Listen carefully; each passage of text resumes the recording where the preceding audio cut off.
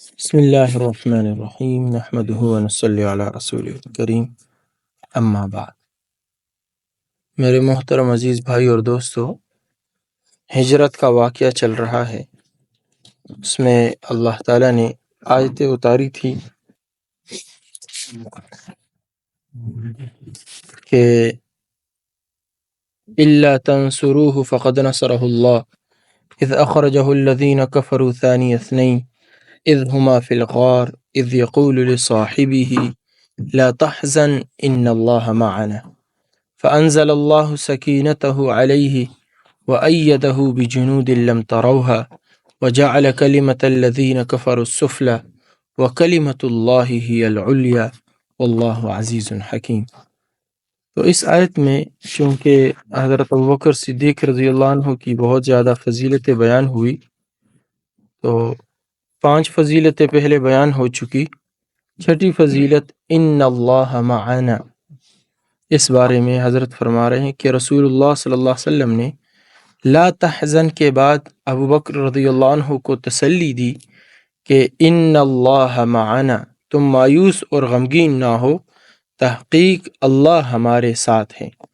یعنی اللہ تعالیٰ کی عنایات ہمارے ساتھ ہیں، اور ظاہر ہے کہ خدا تو مسلمانوں کی طرفداری اور حمایت کرتا ہے۔ ان اللہ مع المؤمنین، ان اللہ مع المتقین، ان اللہ مع المحسنین۔ جگہ جگہ اللہ تعالیٰ قرآن میں فرماتے ہیں اللہ ایمان والوں کے ساتھ ہے، اللہ تعالیٰ متقیوں کے ساتھ ہے، اللہ احسان کرنے والوں کے ساتھ ہیں، اور اس قسم کے کلمات سے اللہ تعالیٰ کا کلام بھرا پڑا ہے۔ چنانچہ خدا تعالیٰ نے اذ یقول لصاحبہ لا تحزن ان اللہ معنا کے ضمن میں اس بات پر متنبع کر دیا کہ ابوبکر صدیق رضی اللہ عنہ سے بھی کفار دشمنی رکھتے تھے، ورنہ رسول اللہ صلی اللہ علیہ وسلم کیوں ان کو تسلی کرتے، اور خدا کیوں ان کے ساتھ ہونا، اور خدا ان کے ساتھ، ورنہ رسول اللہ صلی اللہ علیہ وسلم کیوں ان کو تسلی کرتے اور خدا کیوں ان کے ساتھ ہوتا، اور ہمیں تو اتنا ہی بہت ہے کہ خدا ان کے ساتھ اسی طرح ہے جس طرح رسول اللہ صلی اللہ علیہ وسلم کے ساتھ ہے۔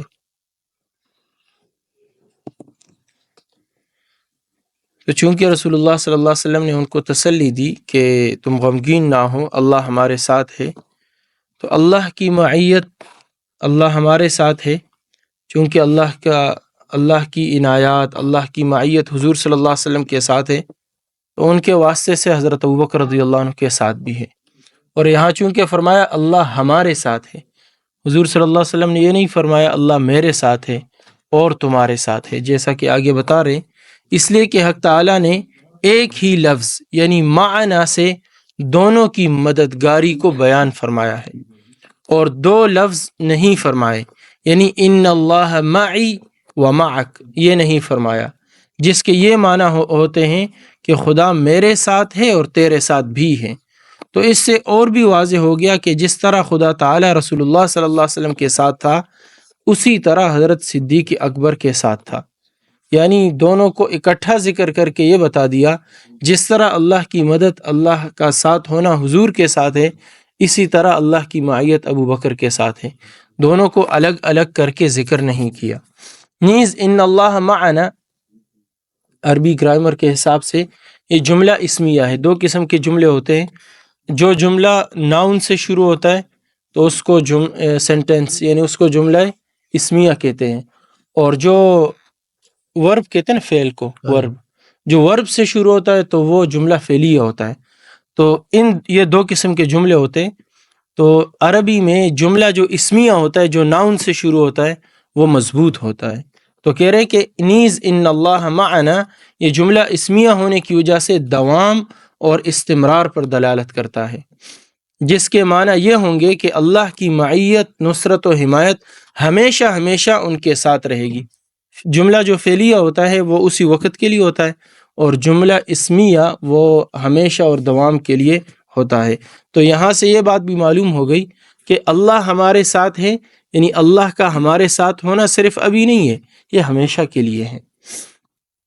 اور اللہ کبھی ان سے جدا نہ ہوگا، اور بالفرض اگر یہ جملہ ہمیشگی پر دلالت نہ بھی کریں تو اتنی بات تو شیعوں کو بھی تسلیم کرنی ہی پڑے گی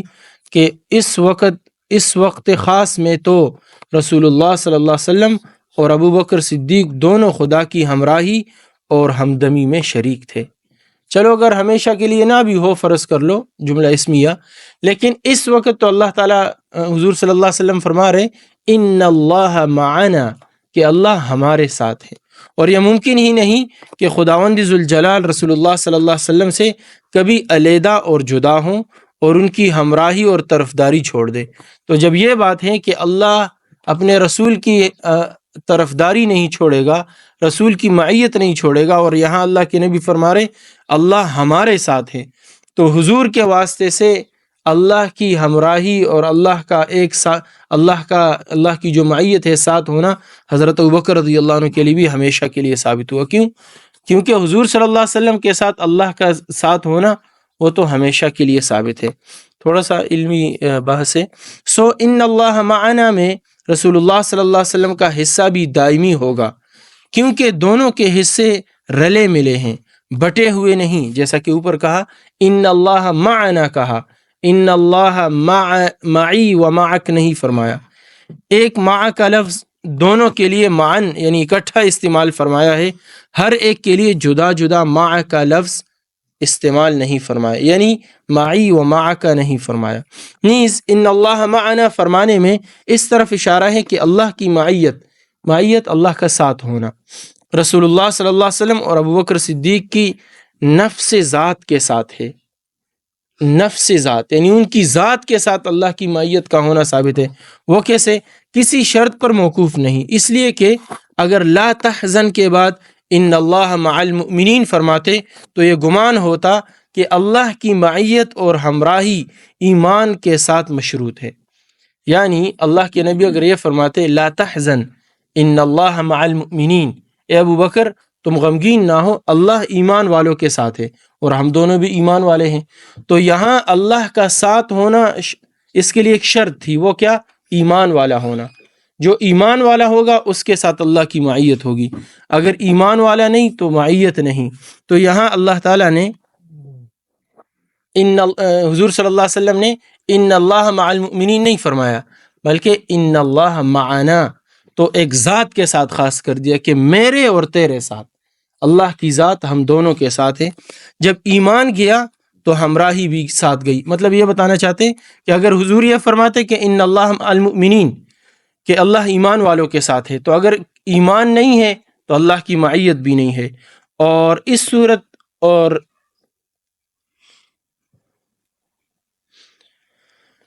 لیکن یہاں چونکہ اس صورت میں ہمراہی بغیر کسی شرط کے ہیں تو وہ دائمی ہوگی، اس میں زوال کا احتمال نہ ہوگا، کبھی اللہ کی معیت ختم نہیں ہوگی۔ الحاصل چونکہ اللہ تعالیٰ نے ان اللہ معنا فرمایا اور ان اللہ مع المؤمنین وغیرہ جو کسی وصف پر دلالت کرے نہیں فرمایا، تو معلوم ہوا کہ حق تعالیٰ کی معیت اور ہمراہی ابو بکر کی ذات اور جان کے ساتھ ہے، کسی وصف کے ساتھ نہیں۔ یہ ہم نے مولانا قاسم نانوتوی رحمۃ اللہ علیہ کی تقریر کا خلاصہ ذکر کیا، تفصیل اگر درکار ہے تو اصل ہدیت الشیعہ کی مراجعات کرے، یہ کتاب ہے اس میں انہوں نے لکھا ہے۔ اچھا، اور اس کی وضاحت مزید بھی کر رہے ہیں کہ فرعون نے جب موسیٰ علیہ السلام کا تعاقب کیا، ان کا پیچھا کیا، تو اس وقت موسیٰ علیہ السلام کے اصحاب نے یہ کہا انا لمدرکون، قرآن میں آتا ہے جب آگے سمندر ہے پیچھے فرعون کا لشکر ہے تو پکڑے گئے، تو کہا کہ یعنی بے شک ہم تو اب پکڑ لیے گئے۔ موسیٰ علیہ السلام نے فرمایا کلا ان معی ربی سیہدین، سورہ شعراء کی آیت نمبر 62 ہے کہ ہرگز نہیں، تحقیق میرا رب میرے ساتھ ہے، یقیناً مجھ کو راہ بتلائے گا۔ موسیٰ علیہ السلام نے حق تعالیٰ کی معیت کو صیغہ مفرد کے ساتھ بیان فرمایا۔ اب موسیٰ علیہ السلام نے یہ نہیں کہا ان اللہ معنا، اللہ ہمارے ساتھ ہے، کیا فرمایا؟ ان معی ربی، میرا رب میرے ساتھ ہے، سیہدین، ان قریب وہ میرے لیے راستہ نکالے گا۔ یعنی معی، یعنی موسیٰ علیہ السلام نے معی فرمایا، یعنی میرے ساتھ ہے میرا اللہ، اور معنا صیغہ جمع کے ساتھ نہیں فرمایا، جس کے معنی یہ ہوتے ہیں کہ وہ ہم سب کے ساتھ ہے۔ غرض یہ کہ موسیٰ علیہ السلام نے معیت ربانیہ کو اپنی ذات بابرکات کے ساتھ مخصوص فرمایا، اپنے اصحاب کو اس معیت میں سے کوئی حصہ اور بہرہ نہ عطا فرمایا، اور نبی اکرم صلی اللہ علیہ وسلم نے لا تحزن ان اللہ معنا میں صیغہ جمع استعمال فرمایا، یعنی اے ابو بکر تو غمگین نہ ہو، بے شک اللہ ہم دونوں کے ساتھ ہے۔ آپ صلی اللہ علیہ وسلم نے خداوند ذوالجلال کی معیت اور ہمراہی کو اپنی ذات کے ساتھ مخصوص نہیں فرمایا، بلکہ اپنے محب خاص اور ہمدم با اختصاص کو بھی اس میں شریک فرمایا۔ مزید وضاحت نیز موسیٰ علیہ السلام کی معیت ربانیہ تھی۔ موسیٰ علیہ السلام کی معیت ربانیہ تھی، جس کو موسیٰ علیہ السلام نے اسم رب کے ساتھ ذکر فرمایا۔ اب چونکہ اللہ کا اپنا جو نام ہے، جو اسم اعظم ہے وہ اللہ ہے، اور رب تو یہ اللہ کی صفت ہے، پالنے والا، جیسے الرحمن، الرحیم، الملک، القدوس۔ موسیٰ علیہ السلام نے کہا ان معی ربی سیہدین۔ اللہ کا نام جو اسم اعظم ہے اس کو ذکر نہیں کیا، بلکہ اللہ کے اسم صفت کو جو صفاتی نام ہے اس کو ذکر کیا۔ تو ان معی ربی، میرے ساتھ میرا رب یعنی میرا پروردگار ہے، اور نبی اکرم صلی اللہ علیہ وسلم اور ابو بکر صدیق رضی اللہ عنہ کی معیت الہیہ تھی، جس کو نبی کریم صلی اللہ علیہ وسلم نے اسم اللہ کے ساتھ ذکر فرمایا، ان اللہ معنا، یعنی تحقیق اللہ ہمارے ساتھ ہے۔ آپ صلی اللہ علیہ وسلم نے اللہ جل جلالہ کی معیت کو اسم جلیل اور اسم اعظم کے ساتھ ذکر فرمایا، جو تمام صفات کمال کو جامع ہیں، اور موسیٰ علیہ السلام نے خدا کی معیت کو اسم رب کے ساتھ ذکر فرمایا۔ یہ وضاحت و تشریح ہیں جس کو ذکر کیا ہے حضرت نے۔ ساتویں فضیلت ہے فَأَنزَلَ اللَّهُ سَكِينَتَهُ عَلَيْهِ، یعنی اللہ نے آپ پر اپنی تسکین نازل فرمائی، اور پھر آپ کی برکت سے حضرت ابو بکر صدیق رضی اللہ عنہ کو اس سے حصہ عطا فرمایا، جیسا کہ بیہقی کی ایک روایت میں ہے کہ نبی کریم صلی اللہ علیہ وسلم نے ابو بکر رضی اللہ عنہ کے لیے دعا فرمائی تو اللہ کی طرف سے ابو بکر پر سکینت نازل ہوئی۔ یہ علامہ سیوطی رحمۃ اللہ علیہ نے خصائص کبریٰ میں جلد نمبر 1 صفحہ نمبر 185 پر ذکر کیا ہے۔ ابن عباس رضی اللہ عنہ فرماتے ہیں سکینت سے طمانینت مراد ہے۔ علامہ ہروی رحمۃ اللہ علیہ فرماتے ہیں کہ سکینت ایک خاص شے کا نام ہے جو 3 چیزوں کی جامع ہوتی ہیں: نور، قوت اور روح۔ نور سے قلب روشن اور منور ہو جاتا ہے، دلائل ایمان اور حقائق ایقان اس پر منکشف ہو جاتے ہیں، حق و باطل، ہدایت و ضلالت، شک و یقین کا فرق اس پر واضح ہو جاتا ہے۔ دوسری چیز ہے قوت سے قلب میں عزم اور استقلال پیدا ہوتا ہے، حق جل جلالہ کی اطاعت اور بندگی کے وقت اس کو خاص نشاط حاصل ہونے لگتا ہے، اور اسی قوت کی وجہ سے قلب نفس کے تمام دواعی اور مقتضیات کے مقابلہ میں غالب اور کامیاب رہتا ہے۔ چونکہ انسان کے اندر 2 چیزیں، نفس بھی ہے اور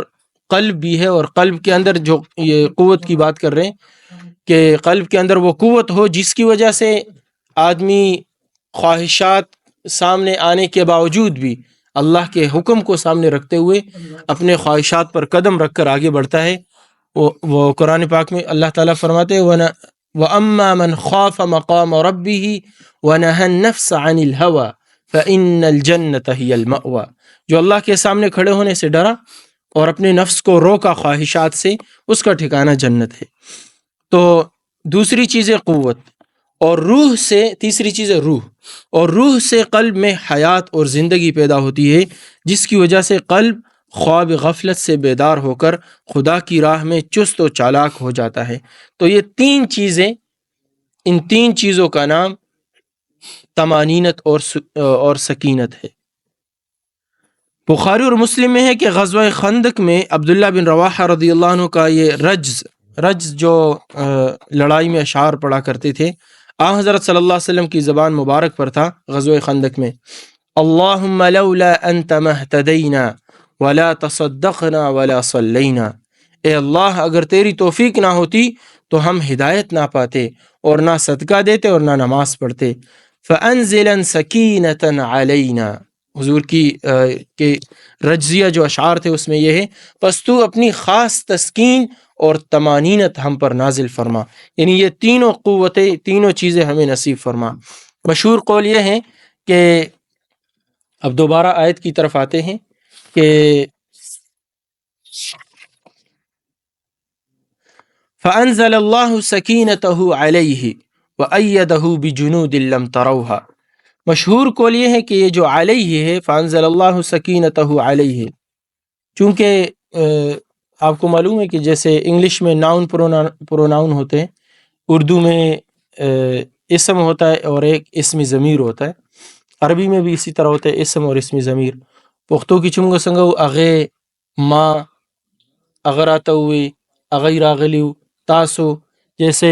ہی شی یہ جو ہے، تو اس طرح جو ضمائر ہوتے ہیں، تو عربی میں بھی اس طرح کے ضمائر ہوتے ہیں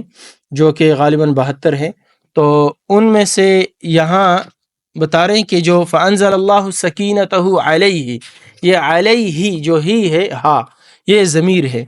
تو علیہ کی ضمیر نبی صلی اللہ علیہ وسلم کی طرف راجع ہیں، اور ابن عباس رضی اللہ عنہ سے مروی ہے کہ علیہ کی ضمیر صاحب یعنی ابو بکر کی طرف راجع ہے،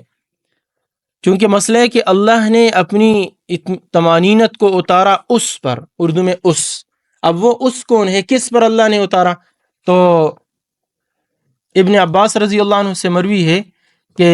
علیہ میں جو یہ ضمیر ہے یہ صاحب کی طرف لوٹ رہی، جو کہ اس سے پہلے ہے کہ اذ یقول لصاحبہ، کہ جب نبی اپنے صاحب سے کہہ رہے تھے تو اسی صاحب پر اللہ نے سکونت اور طمانینت کو اتارا۔ لیکن ایک قول میں یہ ہے کہ اس سے مراد نبی صلی اللہ علیہ وسلم ہے، بہرحال دونوں ہو سکتے ہیں، اس لیے کہ یعنی اس کی وجہ یہ بتا رہے ہیں کہ صاحب کی طرف یہ ضمیر کیوں لوٹ رہی ہے، اس لیے کہ لفظ صاحب ہی قریب ہے اور ضمیر قریب کی طرف راجع کرنا زیادہ بہتر ہے۔ یہ ایک اصول ہے نحو کا کہ یہ جو ضمیر ہوتی ہے، کہ جیسے میں کہوں کہ میرے پاس زید آیا اور بکر آیا، اس نے مجھے کھانا دیا، اب جو زید کا تذکرہ پہلے ہیں اور بکر کا بعد میں ہے، تو اس نے مجھے کھانا دیا جو بعد والا ہے یہ اس کی طرف جا رہا ہے، یعنی بکر نے مجھے کھانا دیا، حالانکہ میں نے کہا تو یہ کہ اس نے کھانا دیا، اب دو آدمی ہیں، پہلے کس نے دیا، زید نے یا بکر نے؟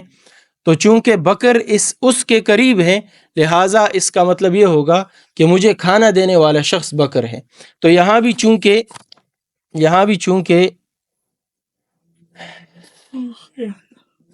اذ یقول لصاحبہ لا تحزن ان اللہ معنا، تو صاحبہ علیہ کے زیادہ قریب ہے، اسی وجہ سے کہا جاتا ہے کہ علیہ کی ضمیر کا مرجع حضرت ابوبکر صدیق رضی اللہ عنہ۔ نیز فانزل کی جو فا ہے وہ بھی اس پر دلالت کرتی ہے کہ یہ لا تحزن پر تفریح ہے۔ بات لمبی تو نہیں ہو رہی، دیکھ لیں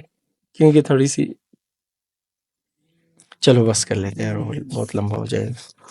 سبحان اللہ و بحمدہ، سبحانک اللہم و بحمدک، نشہد ان لا الہ الا انت، نستغفرک۔